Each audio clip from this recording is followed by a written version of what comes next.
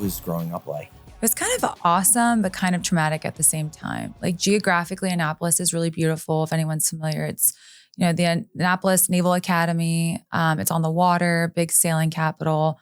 We're right outside Washington, D.C. So a lot of opportunity of Baltimore. And it was beautiful from a geographic standpoint. I was raised, though, in a very tumultuous environment. I have two parents that were also in their recovery journeys, and they were both trying to get sober. I think my dad had like 60 days sober. My mom had like 30 days sober, and they early in sobriety, very early in sobriety. And they like latched together and they were like, we're going to create, the life we always wanted, and we can do this together. And honestly, their story's kind of admirable because I've had that now being sober in sober relationships, and they essentially raised my sister and I under the principles of like love and tolerance, all these beautiful spiritual principles, and just like very sober, like very peaceful. My dad was the breadwinner. He worked. My mom stayed at home. We had nannies, au pairs, a beautiful home.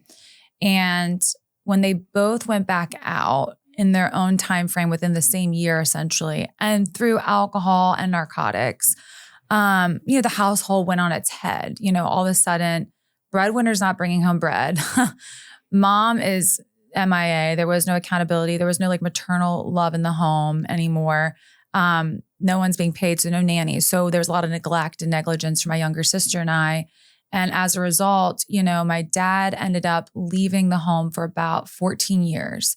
His story's funny because he shares it all the time with me because he's now sober again. And he's like, Kelsey, when I left, I told myself I'd be gone for a week, and I blinked and 14 years had gone by, and I think about that because I'm like, how can you leave your kid for 14 years until I experienced it myself? And then it's like, wow, when you're under the guise of addiction, it's a time warp. I mean, it's time travel. You blink and like life just flies by. He was drinking and using drugs that whole time? Yes. That he was gone? Yes. Okay. Like the man should be dead. He's somehow still alive. So it's pretty remarkable. And he's in my life. And we have a phenomenal relationship today. And that's all through God and being sober. Love it. And my mom, ended up having to be a full-time working mother. She's like struggling to stay sober, working 7 days a week. She has no, college degree or anything. She has a high school diploma. So she's selling fences for Long Fence. She's selling cars. She's like a saleswoman. As most good alcoholics, I think like for me, the alcoholic, we're like a master manipulator. I'm a master manipulator in my addiction. And I see that permeate in my professional career sometimes too. Mm-hmm. So it's not shy on me that my mom was like a phenomenal salesperson. But she was working all the time. So she was gone. And so was my sister and I. And for me, I realized I had become self-reliant. And that self-reliance essentially is what carried me all the way through my addiction. Mm. It's like, I've got to take care of myself. I've got to take care of my little sister. Like childhood was over. Like it was completely over. There was no sports and fun or anything. It was like, I was working at the age of 13. I'm getting my sister off to school. I'm waking my mom up to help her get ready for work. I'm making coffee. I'm making breakfast. I'm getting us in the car. I'm helping my mom find her car keys. That was always like a big thing. And it was really, really traumatic in that sense. What age is this? I'm about 10. This is between 10 and all the way through high school. So at 10 years old, you are taking on this role, this responsibility where you're taking care of everyone in the household. That's a lot. Mm-hmm. That's a traumatic experience for it's still traumatic for me at 39. No, but for a 10-year-old, that's traumatic. So sorry for cutting you off there. Go ahead. Right. And so as a result, I have like all this fear. I'm like always fearful. I'm like shutting the door and locking it right when I get my sister and I inside from school. And I'm, constantly trying to figure out how to operate in the world. And now I'm fully detached from my fellows in school. I don't feel like I'm a part of. I'm not laughing at things that they're laughing at. I'm not playful. My imagination, my creativity is completely halted. And I think I take things really seriously. I'm like, I don't understand this. And everything is like for the next step. I ended up going to a really prestigious private school. And I remember driving by it one day with my mom. We're in her Toyota Camry, which ended up being my first car. And I'm like, what is that? And she's like, it's a really amazing private school. It's very hard to get in, super exclusive. And, I'm like, I need to be a part of this super exclusive thing.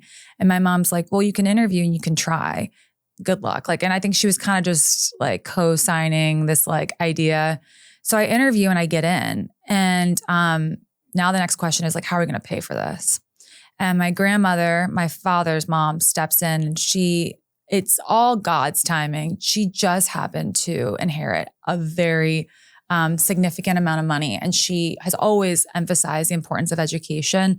So she's like, I'm sending you. I'm going to send you. And between my mom and her, it was a collective effort. They ended up financially sending me to this amazing private school all through high school. But what that did for me created so much economic disparity in my life. So I already feel different from like a childhood adult perspective, but now the money's at play. We've got kids getting dropped off by helicopter to school and by boat. Ooh, and my mom's like throwing me out of the Toyota Camry because she's got to get to work, you know? And everyone's nannies and drivers are picking them up. And it's like, I'm getting a glimpse of the life I want. And I now feel like it might be attainable because I'm immersed in an environment and I'm seeing it firsthand. At first, it was really scary. I'm like, ooh, like, I don't belong here. I don't even know, like they're using words I've never even heard. They're summering in places I didn't know existed. I mean, like, what is this?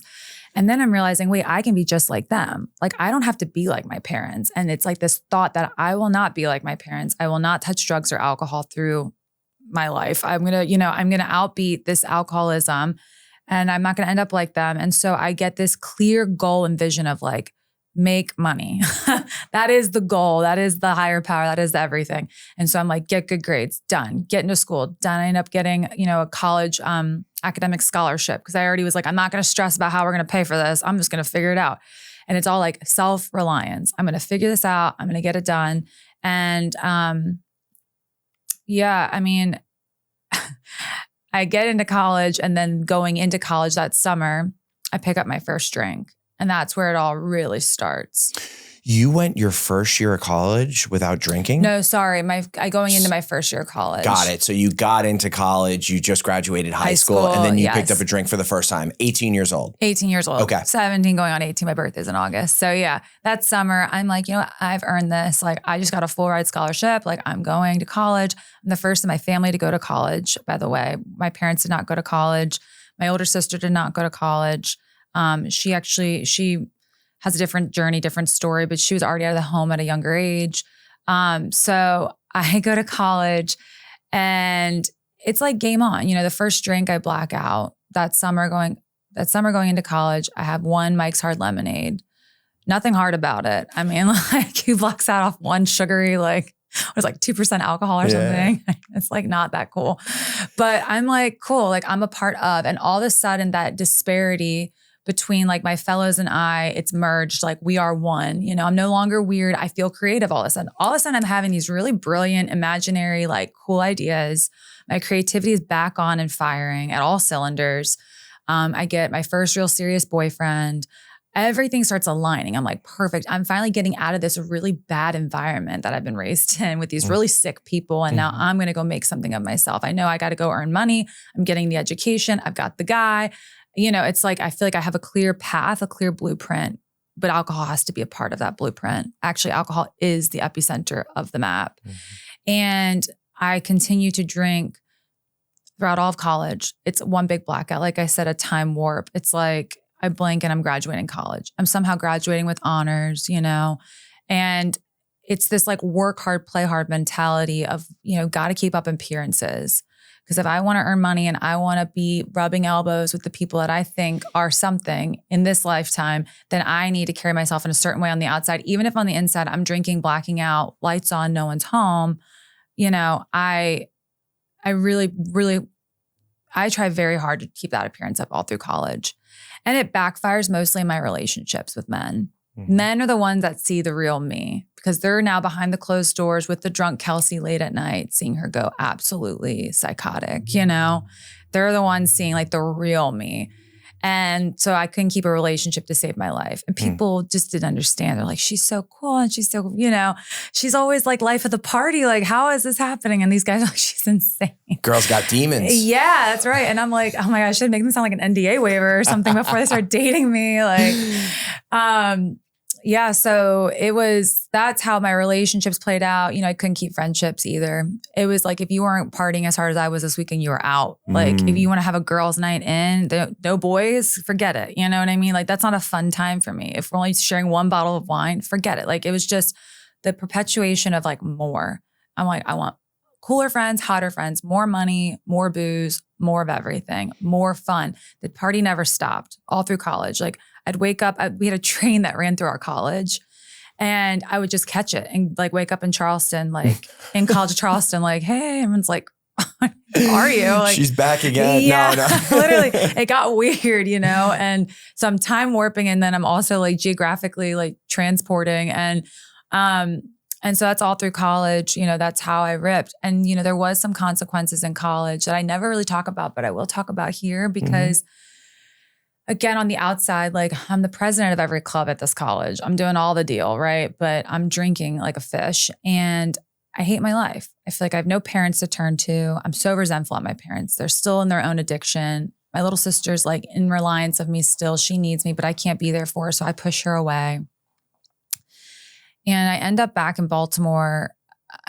It was in my senior year of college. I ended up back in Baltimore because they were in the playoffs and we're at this bar outside the stadium. We're not actually there for the game. We're there for the party. Yeah. And we're at this bar and we win the game. We're going to the playoffs and I lose my friends in this huge like mob of people out in the streets and everyone's taking to the streets and we're all excited. And all I remember is like, this is really messed up, but I remember there's a police officer on horseback and I had forgotten my ID or something back in the bar, but I'm so drunk, they won't let me back in the bar. And everyone's kind of flooding the streets. They're just like not letting me back in. And I'm angry and I'm defiant. And I go up to this police officer to explain like, hey, I'm not getting let back in this bar. I need to get back in there for whatever reason. And he tells me no. And I punch him. I punch the officer in the leg.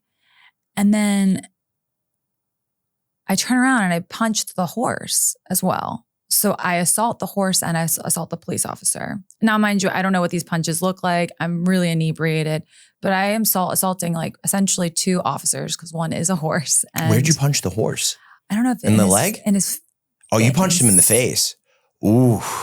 Yeah, that's definitely assault. And you know what? I need to be honest because I tell people this story like in other settings. Yeah. And I'm always like, I grabbed the reins and I pulled it really hard or like I closed punch. You cracked the horse. Yeah. Yeah. And the officer and like, it wasn't good. And he immediately slaps me with handcuffs and I'm in the back of like some car and I'm being taken to central booking in Baltimore. And if anyone knows Baltimore, like that's not a place you want to be at like 2 a.m. in central booking. I mean, it's like not the vibe. And I'm really scared. And all of a sudden I'm sobering up really quick. And I'm like, what did I just do? Why did I just punch like, what am I doing? And so I end up sobering up in there. I make my phone call. My parents are like, we can't come get you. I had to like wait it out. There was a time period I had to wait. So I waited. Then I ended up getting a cab and I got home.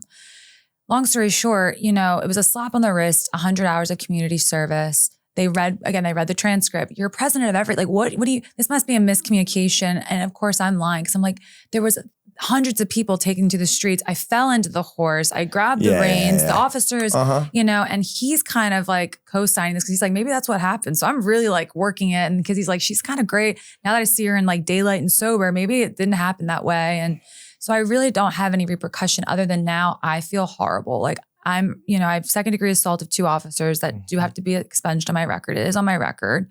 It gets expunged. It's no longer there. Hopefully no one sees that now, whatever. But it's like in that moment, I'm like, wow, this is becoming a problem. Like the party has stopped. The band has gone home and like, I'm still trying to dance and this is getting to be an issue. Was there any point in that 4 years? So clearly you don't really have repercussions other than that time in college. Like your grades are good. You're, president of all of these different clubs. You have friends. I mean, yeah, the relationships weren't working out after a while, but you were kind of just doing your own thing and it didn't really matter. But life was good. Mm-hmm. Did you ever stop during that time and think about, because your parents, you didn't want to be like them, where you were like, I'm starting to become like my parents? Yes. So it was it was after the police horse incident and I found a program and I started attending the program. It was not court ordered. It was not something that I had to do. I called my parents and they're like, look, they were both still struggling in their sobriety, but they're like, you know where to go. We've been taking you to programs for a long time. We've been showing you there are solutions out there. We've given you ideas of those. It's up to you to take them. So I started working on getting sober my last semester of college. And what I did, and I'm so extreme, I'm like, I'm the problem, but also it's my environment. So I've got to cut off all my friends. So all of a sudden I'm going into all my girlfriends' dorm rooms like, you're a drug addict and you're a party girl and you got to stay away from me because you're a bad influence on me. And I'm going to go down the path of righteousness and like, you're not welcome, you know? And I was so awful to them. I mean, I burned like 15 bridges. I mean, I had a gaggle of gals that I went out with and I was we like, do that. We do like, those you're things. Dead to me, 6 feet under, you know, capital D deceased. I'm like, you're out. And with that, I like self-isolated through that. And I really didn't work any kind of program or really try to do anything to like better myself. I just physically stayed dry. And the night before I graduated college, I let it rip. You know, I put a couple months of just dry time and then I let it rip and I blacked out. And, you know, I'm graduating now across the stage. I'm having like DTs across the stage. I'm getting violently ill right before they're calling my name. My parents are there. My whole family's there. Even my mom and dad, even though they're in their own thing, they're there, like they're present. And yet in my mind, I'm still painting this story of like, I've been abandoned. My parents don't love me. Yet here they just drove hours to my college to support my graduation. And I'm like checked out. So that was the window and that it was very short-lived. And then after that, Bender, I graduated. So now I'm celebrating. So now I'm drinking more because I've just graduated college. I did the thing my parents, you know, couldn't do. And I feel like it's justified to party. And I end up in Ocean City, Maryland that summer, which if anyone's been there, it's literally like party central. It's an old boardwalk. It's kind of like Jersey, South Jersey kind of vibe. And I end up just drinking all through that summer. And at the end of that summer, another window opens of like, something's got to give. This is not your life. I'm living in a 2-bedroom, 1-bathroom, nothing on 9th Street with a bunch of guys. I think it was like 16 or 17 guys and girls. We had bunk beds and we had a rotating thing out front, like a hammock thing. Wait, a 2-bedroom house or apartment? It's like a townhome type townhome with 16 people? And we're rotating. We Jesus. have double bunk beds. We've got 4 and 4, so that's 8. We had 2 couches, a blow-up mattress in the middle. We had in the hallway like a lay-down area. And then we have this like hammock outside. And then everyone's dating all these people at the beach. So everyone's rotating in and out of the house. It's never a full house, you know? Sounds like a great time. It's disgusting, the bathroom. I don't remember taking a shower once. I think we used the tub for like the keg, so. Were you working during this time or were you just like, fuck it, I'm taking the summer off? No, I'm at Guido's Burritos on the boardwalk. Oh, nice. You know, I've got a shirt that says tequila makes my clothes fall off. I'm on the bar pouring tequila, like Coyote Ugly style. For sure. My mom comes to visit me. She sees me on the bar. She's like, get down, you know. And we have this talk and I'm thinking maybe I'll try to go to law school or I'll do something else. And she's like, this either better be a phase or like, you know, and I'm angry and I want to be rebellious. So I'm like, I'm staying here. I'm going to Hawaii. I'm going to continue this like no bad lifestyle of living by the ocean tide. And she leaves. And then shortly thereafter, I get hurt. We're like going out one night and I like almost lose a finger. My finger gets like stuck in a door. And it's like, I don't know if you can tell, but like this finger looks significantly different than this finger. I don't know if you can tell. So it got caught in a door? I got caught in a door and I almost lost it. So we're like keeping it on ice and we're rushing to the hospital. We're all drunk. And after, wait, it was detached from your hand? It was like hanging off by a thread. And you just put the we're ice. We're holding it with ice. To get to a hospital. Yeah. And I'm drunk and the people I'm with are drunk and they sew it back on. It's like turning black and blue. They're like, we don't know if we're going to be able to salvage this thing. We're going to do our best. They put me on a bunch of pain pills and I get sent home. And then during that week while I'm on these pain pills and I'm looking at this finger all sewed up and blue, I'm like, what am I doing here? And it's that crack in the door where I'm like, okay, time to get serious. But I don't get serious about the drinking. It's time to get serious about my life. What happened to that make money thing? That's where I start going. So I pack my bags overnight. I don't say bye to any of these people I'm living with. Again, got to burn the bridge. It can't just be like a peaceful like bon voyage. You guys all have problems. Yeah. I do not. You guys are sick and you're going to be stuck here at this beach condo forever. So I pack the bags and I get in the car and I head home and I find myself in the industry that I'm currently in now, which is telecommunications. And I just start as a recruiter and I literally go interview. I've got this weird finger like, you know, sewed up and I go to the interview and I'm like, I have a college degree. I know nothing about telecom.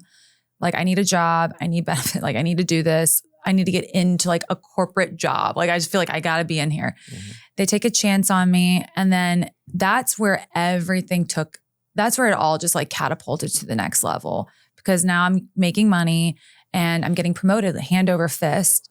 And the CEO of that company is like, work hard, play hard. All of a sudden my work hard, play hard mentality comes back. We're traveling the country. We're traveling the world. We're closing big deals. It's like big life, like, and that feeling of just like, this is it. Like I knew I would outdo my parents. Mm-hmm. Now I've out-earned them combined. Like I am, and I'm just so prideful. I'm boastful about it. No one wants to be around me. It's not cute. I have no life. My 20s were gone because I was on a plane every day. I mean, I was on 4 to 5 flights a week. Every weekend I was in a hotel, and I'm like a shell of a human being, and I'm living by, the bars and the hotels, and a lot of consequences, physical consequences. I start missing appointments and things like that. But it's weird. I could like almost overcompensate in other ways. So then the CEO would be like, yeah, it's the client's fault. Like you're promoted again. They just kept promoting me. I just kept making more money. It was getting ridiculous. It's like I'm being rewarded for bad behavior. Like you drank and missed a meeting. Here's a cookie, It was so weird. To this day, I'm like, I don't know how, like as a business owner, I'm like, if I had employees doing what I was doing, I'd never reward that kind of behavior. It was very weird. Were you justifying your drinking and your behavior with like, okay, someone comes to you and says you have a problem. No, I don't. Look at my job. Look how well I'm doing at my job. Like I just got promoted. I just doubled my salary, XYZ. Was that something that you were doing? Oh, all the time. Yeah. Yeah. I would lay out my resume. I'm like, I just got off a plane from Barcelona. Like, what are you doing today? Like, it's always flip it back on them. Yeah, of course. Denial. Yeah. All denial and all ego, like all ego. And it inflated more when they would ask me questions. Because then I had an excuse. I got to like defend myself a little bit, because it's like, then I get to really show them what I've been up to. And I was doing really cool things, but I don't remember any of them. I'd be like at the winner's circle at the Kentucky Derby. Don't remember it. I'd be meeting like some of the most amazing, most brilliant minds in my industry. Don't remember any conversations. Don't remember the dinners. It's like so unfortunate, these amazing experiences that I didn't really get to be present for, but I was physically present. That's a major regret, that I've had to work through, because it's like God gave me these opportunities to just connect with like amazing experiences, and I just didn't get to have them. And I chose not to, it's a choice. So I'm ripping. It's game on. It's like Wolf of Wall Street. If you ever seen that movie, that's like really how it was. I mean, there was no expense too great. I had this unlimited expense account, and they didn't care that I like overspent. They didn't care. They were like, use it, like do whatever you want. It was kind of wild.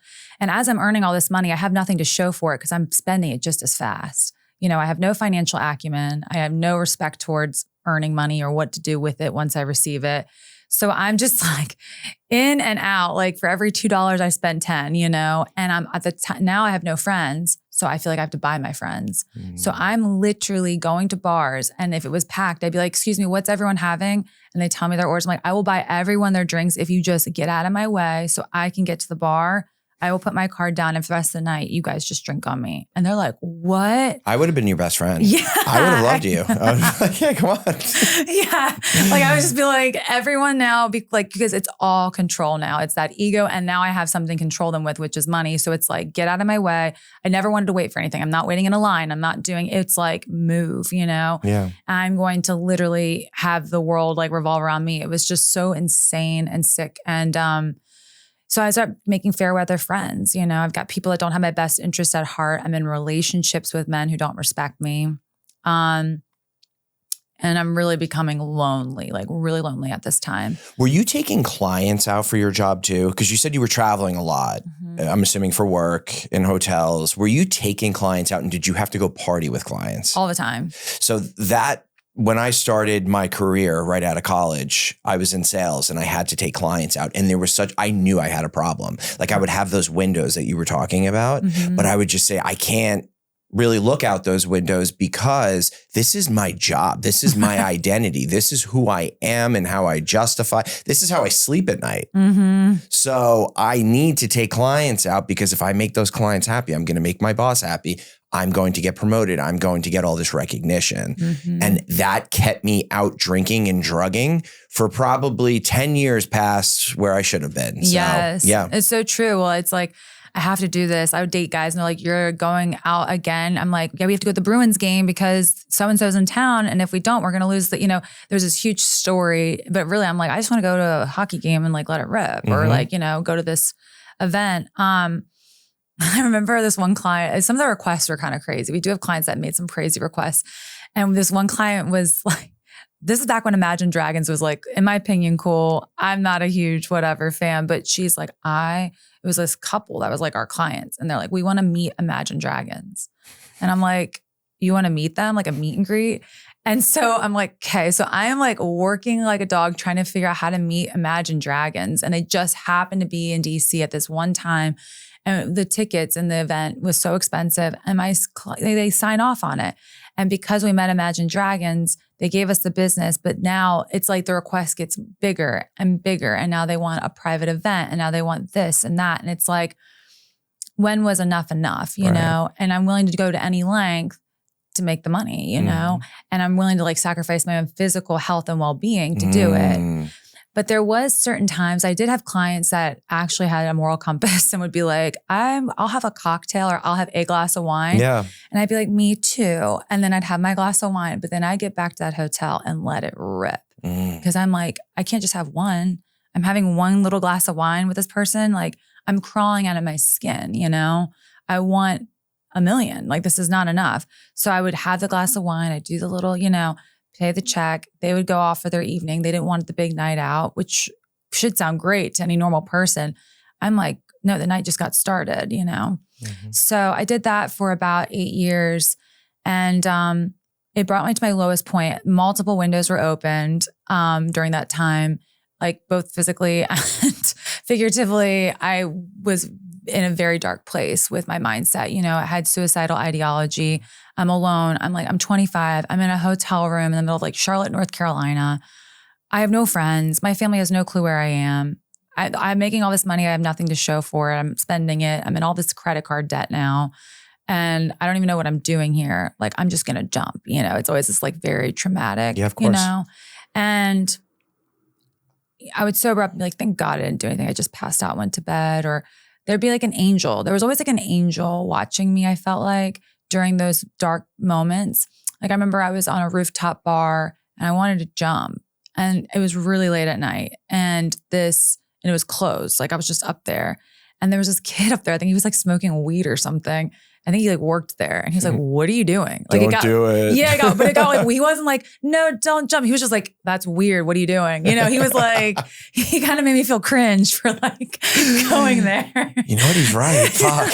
Yeah, it's like kind of cringy behavior. I don't know. Like, it's like, is it really that bad? Like, what are you doing? And I just remember being like, that was an angel, that was someone looking out for me. And so I ended up leaving this firm. But I don't stop drinking because again, I've got to leave the environment. It's the people, the places, the thing. So I'm like, it's them. They're perpetuating this behavior. So I find a really boring, cushy job with an association in DC. And it's like a 9 to 5. And it's my first time ever working in a real office. I've been ripping, on a road. I've been a road warrior for like 10 years. So I'm like, okay, I'm now sitting in an office. I'm bored out of my mind. So in my mind, I think it's appropriate to go out to lunch for 3 hours and get drunk because that's what I knew. Like that's how I knew how to operate. And so I quickly realized that that's not going to work with this job because I have to now commute back to Annapolis, Maryland, which is a few hours with traffic. So I'm like, I can't get drunk during lunch and then get home. So I'm now sobering up in the office till late. I'm leaving. It's not working. It's just not working. And the moment of clarity where the window opens and I finally decide to go through it, or the door cracks open and I finally decide to walk through it, is on November 23rd of 2018. And why this is so significant is it's the first time my family is together. Well, that's my sobriety date. The day before, I get sober technically on November 22nd of 2018, but I've been drinking the night before. So gray area. I say the 23rd just to keep it kosher. But Mhm. my parents are together. It's our first Thanksgiving where they're both now sober again. Like dad has a couple weeks, mom has like a month. And my mom's like, I'm going to have this family Thanksgiving. And I'm like, I haven't really seen my dad. Like, this is weird. Like, I'm about to just walk into, I don't even know what. And I'm kind of in a brownout still going into Thanksgiving. And we play this game with the entire family. And essentially, they're like, if you could trade lives with anyone for a day, who would it be? And the whole family unanimously voted to trade places with me. And I'm at that point where I'm like, I want to die. Like, you guys think I've got it going on. Because again, I've created this image. I'm traveling, I'm jet setting, I'm doing the deal, I'm spending the money, and I want to die. And all of you want to trade places with me. And I burst into tears and I go upstairs and I'm just on my knees. And I remember just being like, I'm done. Like, I'm completely done. And that's when I took the step through the door or went through the window. And I was like, I'm completely done with this. Like, we're done. And the very next day, on November 23rd of 2018, is when I fully committed to a whole new way of living. So did you feel, yeah. so did you feel kind of like these people think I'm living this great life? They look up to you. You were that role from 10 years old onward where you were taking care of, everyone except for your father and your family and your household. Did you feel a little bit like a fraud too? Oh yeah. I felt like such a fake. Yeah. I'm like, I don't have anything together, Yeah. And I'm trying to outpour all this love and I have no love to give because I'm not loving myself. My cup's completely empty at this point. Mm-hmm.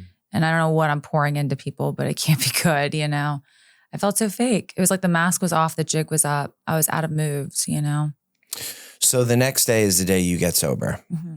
What did that look like? Did you go away? No, I did not go away.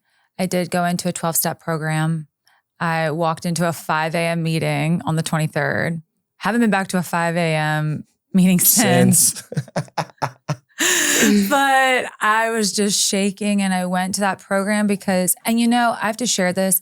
I had a stigma around programs in general, rehab, all of it, right? Because my parents had done all of it and they couldn't stay sober. And you felt the repercussions when they didn't stay sober. So you were probably like, F that, it doesn't work. Yeah, it doesn't work. Yeah. Like, this isn't going to work for them. It's not going to work for me. But the ego is still there. And I'm like, I'm an anomaly. Maybe it'll work for me. I'll give it a shot.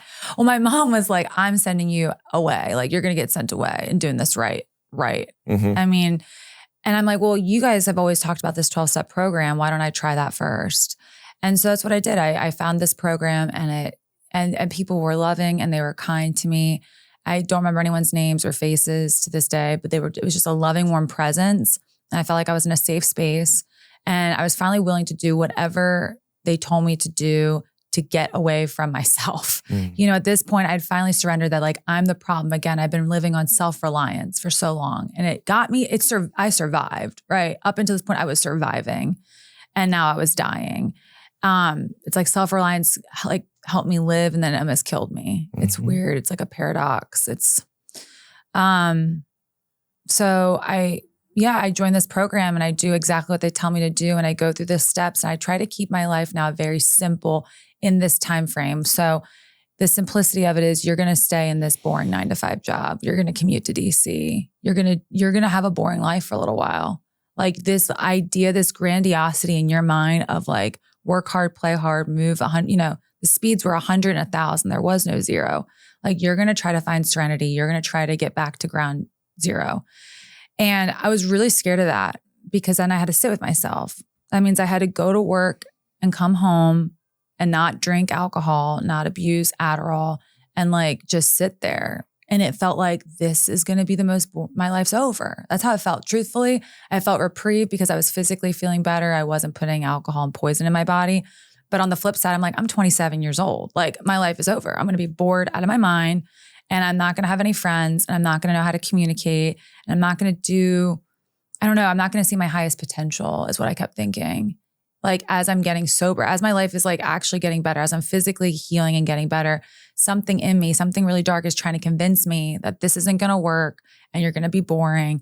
And then it wasn't until, like I shared, I don't know how in depth I can get into the program, but I get a sponsor, mentor, a woman who had what I wanted in life. And I'm like, wow, she's not boring. She travels the world. She's also married to a man who doesn't drink, and she has beautiful children and grandchildren and has an awesome everything. Everything on the outside is also beautiful, but she's super peaceful and she's funny and she has a sense of humor. I want that. And then the minute I met her and we started doing work together and she started really walking me through this 12-step program, that's where everything fully surrendered. And she was like, you are going to have a life beyond your wildest dreams if you want it. You sat on a bar stool for 10 years telling people all your big plans, all your grand plans. You were never going to get there. Like you were never going to get there. You were like the hamster on the wheel or like the carrot and the rabbit. She was like, you were never, now you actually have a shot to get there. Like, what are you going to do with this shot? Like this second chance. A lot of people don't get this second chance. And I had taken so many chances for granted in my life, right? Like ready to throw myself off like the Hyatt Regency or something in Charlotte, or like these very traumatic moments in life where I really took it all for granted. I was like, you know what? I have been given a second chance and I can't squander it. So what am I going to do about it? So I doubled down on everything they told me to do. I didn't pick up alcohol. I did the 9-to-5 job for almost a year and a half. I did that commute. And then I prayed, I was like, get me out of this commute. And then COVID hit and then the office shut down. So I was like, that was a little dramatic. Yeah, right. But I'll take it, And then from there, I started building a company because I was home now. It's COVID. I'm working remote for this firm. And I have, 3 years of sobriety, and I'm clearly thinking and I'm creative and I'm firing again at all cylinders, like what I thought alcohol had done for me in the beginning. And I'm like, I can build a company. I can build exactly the firm I worked for back in the day, but I can build it in a way where there's like morality and principles and like, like good stuff, and we can help people. And so I started the company in 2020, and it was just confirmation that that was the right move because it just took right off. And, the sobriety piece of it is like the epicenter of everything. So as the business is taking off and I'm finding myself in other more healthy relationships with men, and I'm rebuilding my relationship with my family, and all these good things are happening, I'm keeping sobriety at the forefront of everything I'm doing. Fully, to this day, fully accepting and knowing that every good thing that's trickling out of my life is coming directly from the sobriety. Like here's a sobriety and everything else, is trickling as a result. And I can feel in my life now when I start trying to move the sobriety around. I can start trying to move things around. Like, oh, I'll skip this, or maybe I'll overextend myself here because I want, and I'm trying to arrange life to suit my needs. And I'm starting to push myself back onto self-reliance, and I have to get myself rebalanced. I can feel that now. And I'm grateful that I have the awareness, to see it now. But in early sobriety, I had to just roll with the punches. That self-reliance wanted to like say all kinds of stuff. And I just have to be like, no, like, what in the beginning you talked about, I went through the exact same thing that you did. Those same feelings of my life is over. I just entered a program where I am not using drugs or drinking anymore. I couldn't fathom a life without drinking or doing drugs. And I was like, my life is over. This is going to be temporary. From the day you walked in to the day you met your sponsor and you started to believe and got into the step work and started looking at yourself. What got you through that initial period?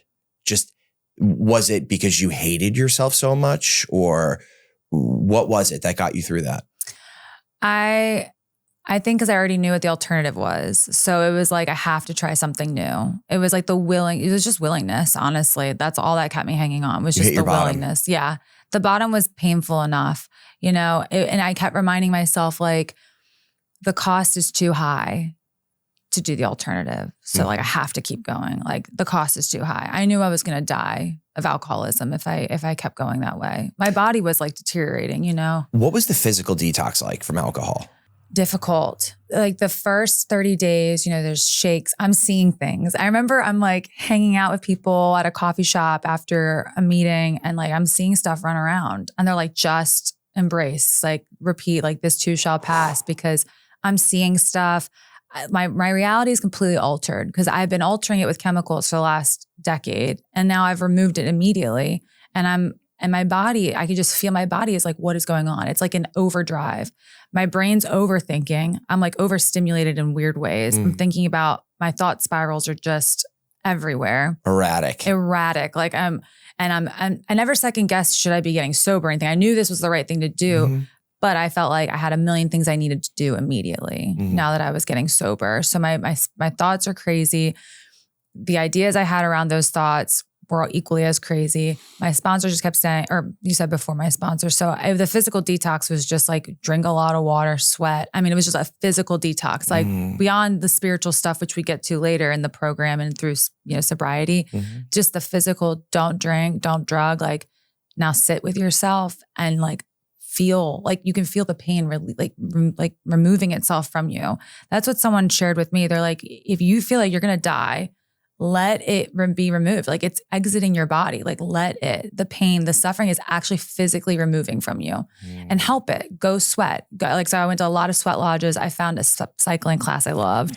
I was just like, I got to like sweat this. I have to physically release this, I mean, it's a full detoxification of the liver. I mean, it's my skin. I remember I had cystic acne breakout on my neck. It was like these deep, thick, it was so painful. I was 17 pounds heavier, because I also had a sugar addiction. I'm craving stuff now that I probably ate when I was like late night, but I'm eating, McDonald's, number 2, no pickles, like every night. And I'm gaining weight and I'm just like, whatever, as long as I'm not drinking. Let's go. Like, who cares? We'll worry about this later. Yeah. Yeah. The weight will come off, the money will come in, like we'll figure all that out. Who cares? Like I physically have to get through this process. I think it's important in the very beginning for even, the listeners who potentially are going through that right now and want to give up on any given day. Yeah. No matter what, just do whatever it takes. If that means eating a number 2 every night or ice cream or sugar or whatever, to push through that time, because it will get better. The feelings pass, it will get better. When you started working on yourself and doing step work and the spirituality process, when you started pouring into yourself, what did it do for you? To be honest, in the beginning, it created a lot of uncomfortability. Like truthfully, I was sitting with myself and I would call my sponsor. I'm like, I'm very uncomfortable. She's like, well, why? Why are you uncomfortable? Yeah. And I'm like, well, because like she's like, well, let's play it out. You have a great 9-to-5 job. You're physically detoxed off alcohol at this point. And you're kind of in the motions of like a new regimented way of living. And it's very peaceful. Maybe what you're experiencing is serenity. Like maybe what you're experiencing is peace. And you have not known peace your entire life. You have been living in like tumultuous survival mode for so long that now that you're sitting with yourself, you're just so uncomfortable with being at peace, even though you've probably been striving for that this entire journey, and then you get it and you almost like want to self-sabotage it in some way. And it doesn't have to be through drinking or drugging. It could be, let me call the ex-boyfriend up. Like, let me do something to get outside of this feeling. And it was very uncomfortable. But again, that's why I'm so grateful to my sponsor and grateful to the sober community, because the sober community kept reinforcing, like it's going to pass, get through it. It's not forever, and you're going to start loving this peace. You're going to start loving finishing work at 5:00 and not taking clients out till 5 a.m. You're going to love, you're going to love this way of life, but it's because it's so new. You don't know how to love it yet. The community thing is huge. I have a group of probably 10 guys from New York that we've all moved across the country now. We're still best of friends. Those guys, I wouldn't be here today if it weren't for them. Like you can't do it alone. You need a group. You need to be going, if you decide to go to a 12-step meeting, if you decide to have your own spiritual, could be a religious experience, whatever it is, you need to be doing it with a group of people, because there are going to be those times when you're alone where, you're feeling, you want to jump out of your skin. And I went through a similar experience as you did, where I was taking clients out and I was addicted to the action. I was also gambling like a motherfucker. Me too. And like everything, action. It wasn't even so much like, I do believe drugs, alcohol, gambling, sex, whatever, those are symptoms of the disease, right? I was addicted to the action as well. So like the lifestyle change for me wasn't just removing drugs and alcohol from my life. It was like being able to sit with myself, being able to process feelings, being comfortable with being uncomfortable. Mm-hmm. That's a tough adjustment. A lot of people go out because of that. Mm-hmm. It is, right? Because it's like, well, I at least am familiar with the alternative, right? I know if I drink, what's going to happen. Like I at least know the outcome. You kind of can predict the future, but I don't know what's going to happen if I just sit in this uncomfortability. And I agree with you on the community piece. I mean, like I shared, like my self-reliance brought me to this point. And it's like, I craved connection, but I didn't know how to connect, you know? And that's why other sober people who already gone before me that knew how to connect were like everything to me. And it wasn't, honestly, I joined every sober Instagram account. I added every sober Instagram because I'm sitting now at home scrolling, right? So I'm like, might as well scroll something healthy. Smart. It's smart. Know? Like, it's wise. Yeah. Like I've got to like, so even my digital community, if you will, became all about sobriety. Yeah. So you have 7 years, you're coming up on 7 years of sobriety. I feel like your first 5 years, from my experience, it is not easy. But I feel like once you get over that 5-year hump, like you're committed, like you're in it. Mm-hmm. And not knocking 2 years of sobriety or 3 years of sobriety, but like it is your life and you've made that lifestyle change. How were you able, we have ups and downs, life on life's terms, things happen. Just because we got clean, sober, removed ourselves from a mood or mind altering substance doesn't mean life is, roses, all roses. Mm-hmm. What was your journey like to get to almost coming up on 7 years, and where are you at today? Yeah.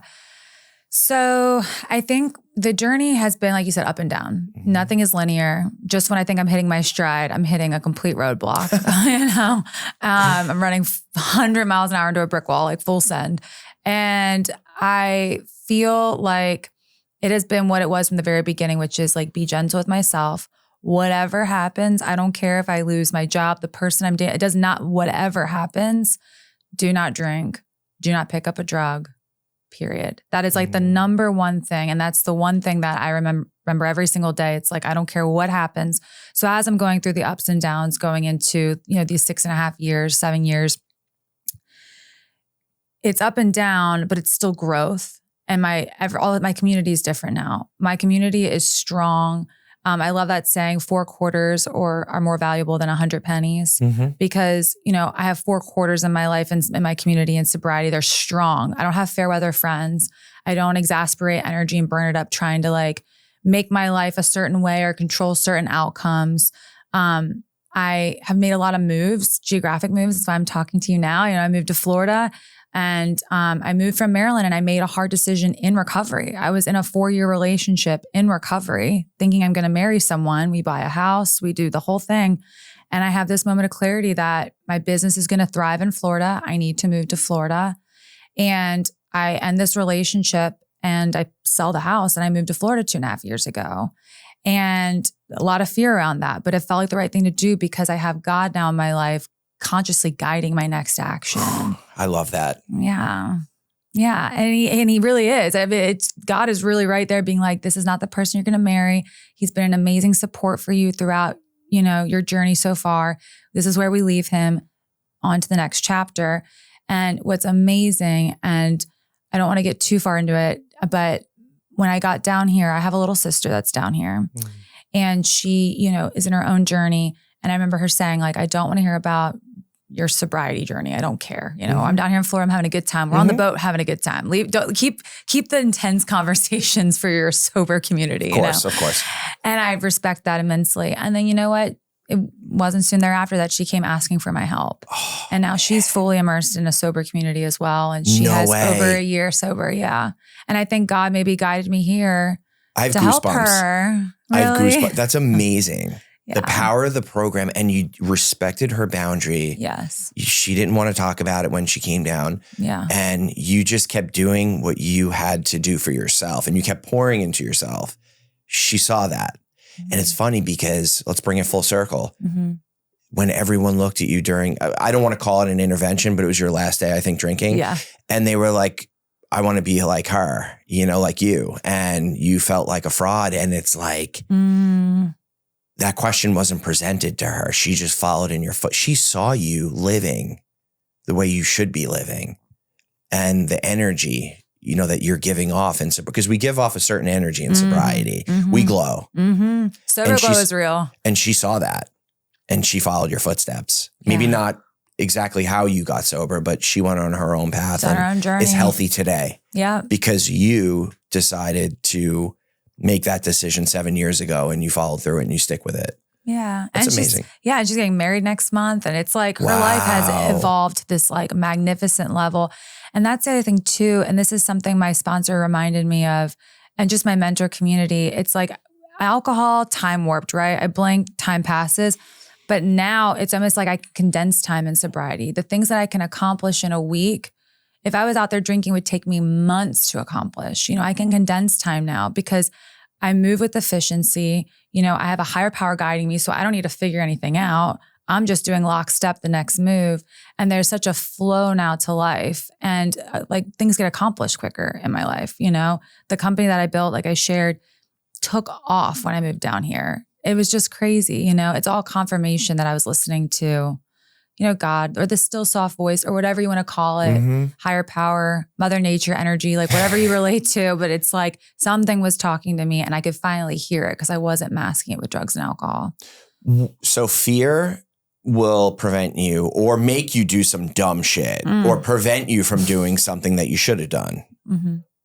What for you was the biggest tell? Yes, your God in your life removed you from him, allowed you to move down to Florida, but how were you able to overcome that fear? When did you know this is exactly it?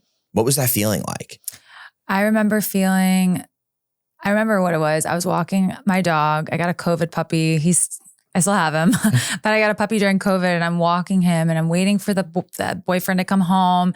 The market's really hot though. I'm like all on these real estate apps trying to figure out, you know, I'm like, I got to sell now or I've got to, you know, like the timing it's now or never. Yeah. Timing is always perfect in God's eyes. So I'm like, I remember just praying. I'm like, God, if I am meant to sell this house and end this relationship, like make it clear.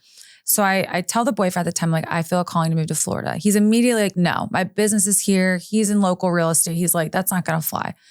And I remember sitting and praying again to God. So that was like one sign, like I'm going to go to Florida probably without this guy. But then I'm like, God, do I sell the house? It was like two things, you know, do I end this relationship and sell the house? So he's confirmed that he's not coming with me, but I know I'm going to Florida. I have like this conviction that's so clear that nothing's going to stop this decision. Even though I loved him and I cared for him, I just knew that I love myself now more to like listen to God and do the next right thing. And then my aunt is a real estate agent and she calls me out of nowhere and she goes, hey, I just need to run this number by you. If you sell your house, you're going to like hit a record for your neighborhood. And I think I can get you that number. I don't know if you guys are moving locally, but like, could I just like put your house on the market and see what it does? And I'm like, done. Yes. Yeah. I'm like, say less, girl. It's your listing. She also sold me the house. So yeah, it was like double confirmation. I mean, within like 24 hours, my aunt's like, I want to sell your house and beat the neighborhood record. You know, big deal for agents, I think. And then the boyfriend's like, I'm not moving and I'm in my stride here. And I knew I wasn't in my stride. I'd hit my glass ceiling, you know? So those are the two things. And so fear wasn't even like a thing. I had no, it was honestly blind faith is what it was. I packed my car, sold everything. I donated a lot of my stuff to sober living homes throughout the area. And I just packed what fit in my Lexus at the time. And my business partner got in the car with me with the dog and we drove to Florida and she just put me in this apartment. I'm not in that apartment anymore, but it's like, and then she flew home and I was just kind of like, whoa, I'm here. And that's when I think fear tried to settle in a little bit, but immediately then I meet amazing people. You move down here, you're in a 12-step program. So you now start going to meetings down here. How was it for you? Did you feel like a newcomer again when you transitioned down here? No. My mentor, my sponsor had been coming back and forth from Maryland. She's from Maryland where I met her, but also to Florida. So I had an inclination of like the meetings to go to and the people to connect with. So I'm very grateful to her. She plugged me in with some people And I just knew I could be of service. Like I was just like, I'm going to go to any and every meeting. I raised my hands at those meetings. I said, I'm new to the area. I'm looking for friends and I'm looking to help people. So if you need a ride after this meeting, come find me. And like, that was kind of like, you know, it was just service. My sponsor was like, be of service. That's amazing. Yeah. And I mean, I know your network of friends. You have a solid network of sober friends down here. And it's impressive. You said you've been down here 2.5 years and you've been able to build that sober network. I was married when I moved down here. Oh my gosh. So I went to like meetings here and there sporadically. I have a child. So like I had a huge delay with it down here. And I also I had my friends in New York. I felt the pain too. I went through a period where I wasn't willing to go out of my comfort zone and make friends down here. And it's something I still struggle with. Like I'm like very picky with who I want to hang out with. But that's also alcoholism as well. And the fact that you were able to jump down here, immerse yourself in the situation and go and you've made yourself of service to others and you yielded the benefits. And I'm always like, oh, well, I sponsored. Yeah. Okay. I'm going through some shit. What if I call someone with 10 days? What is it really going to do for me? Right. Right. But it always works itself out. Yeah. I love this say it was like, give quietly, you're blessed loudly. And it's very true. That's always how it is, you know, and that the opposite of me, the old me would be like, I'm going to boast about everything. Look, I did this. I gave this money. I donated this. It's like quiet now, you know, everything's quiet. Yeah. And I will say that using discernment in friendships in general, whether you're an addict or not, is hard, especially female friendships. I don't know if anyone can relate, but it's like female friendships for me, they're sacred. We're all connected. We're all moving and trying to build our own thing and have self-identity, but we also need each other, you know? And then there's people in the community that I maybe don't necessarily like, but I have to love them. I have to meet them where they're at and accept that they're doing the best they can and they are who they are, because it's like, we all have to get in the rowboat in sobriety. If you're a part of the sober community, you're a part of. Doesn't matter if someone likes you or doesn't like you. We all love each other. We have to, you know? And that's a hard thing to get around, I think, too, sometimes, because it's like, what do you mean I have to love everyone and serve them even if I don't like them? Yeah, it doesn't mean they're going to be your best friend. You don't spend any private time with them. But if they ask for your help as it relates to their recovery, the answer is always yes, you know? And that's hard to do. Esteemable acts. Oh, build self-esteem. Look, I suffer with insecurities, from when I was a kid, and, they crop up. I'm not perfect, right? They crop up. It's not like I do a little bit of work on them or pour into myself and do the step work and they just go away forever. It depends on what my program looks like. If I'm going to meetings, if I am spiritually connected, spiritually fit, I'm further away from that feeling. If I am not, I regress and I start to get in my feelings and start to feel those insecurities. One thing that has always helped me is esteemable acts. Anytime I'm doing for others and not myself, I'm comfortable. I build that self-esteem back. It's so important in sobriety because I was a very selfish person. Any relationship, friend-wise, work relation, what's in it for me? I'm not going to just reach out to this dude or become friends with this dude. It has to benefit me. Right. And if it doesn't, I want no fucking part of it. Right. Like, where's the reciprocity? It's a waste of my fucking time. Yeah. Right. And then switching that behavior in sobriety, it gives you so much more in return than me trying to play that. Oh, well, if I land that deal, I'll make X amount of more money with that relationship or whatever it is. It's all bullshit, you know? Yeah. It's like no longer playing chess. I feel like I can just flow. It's like there's no calculation. There's no manipulation. Now, granted, I can be manipulative still. I'm human. 100%. Same. And it comes up in different forms. But, same. When it comes to like the community at large, like making sure that I'm just doing it to do it, like I check my motives now. Like, I'm like, why am I doing this? And we're aware. We know when we have the ability to help someone and when we don't, the newcomer in the meeting or whatever it is. But and also when I was new, like asking for the help was really hard because again, I was so self-reliant. I'm like, there was times where I needed rides. people would offer to buy me a cup of coffee or something, just to be kind. And I'd be like, no, but I was depriving them of their chance to feel good too, And so accepting the help wasn't just for me. Like, I don't need the help. It's like, I'm helping them by accepting the help. Yes. And that whole cyclical relationship was so foreign to me that like by them helping me, I'm helping them. I really didn't understand that till I really started staying sober and helping people. And I'm like, wow, they're, like you said, they build my self-esteem. They're building me up. So when I'm, looking back when I was new, I wish if there's one thing I could just do a little differently is be like more open-minded to accepting more help. I accepted help to the extent I was available at that time. But I just wish there's just few people in the first 6 months of sobriety, just being kind. They're like checking, hey, you want to get a cup of coffee and check in? I'm too busy. Busy doing what? Right. I work a 9 to 5 now and I'm sitting at home. Like, how am I so busy, So Kelsey, come on over and come on my podcast. You're not busy. Yeah. Oh, well, what am I doing? No. Always of service. Yeah. No, I love your podcast. No, it's thank awesome. you. So 7 years ago, you got sober. You talked about potentially jumping off a rooftop. God, we can laugh about that now. No, yeah, no. Little levity too. You have completely changed your life. And today you're a business owner. You have genuine relationships in your life. I see it. I see it very closely. You have a full life today. You have a boyfriend. You have what everyone wants. On paper, you have. And internally, you've reaped the fruits of the I almost said relationship, of the program. What are you doing today to maintain those things? And how did you get where you're at today?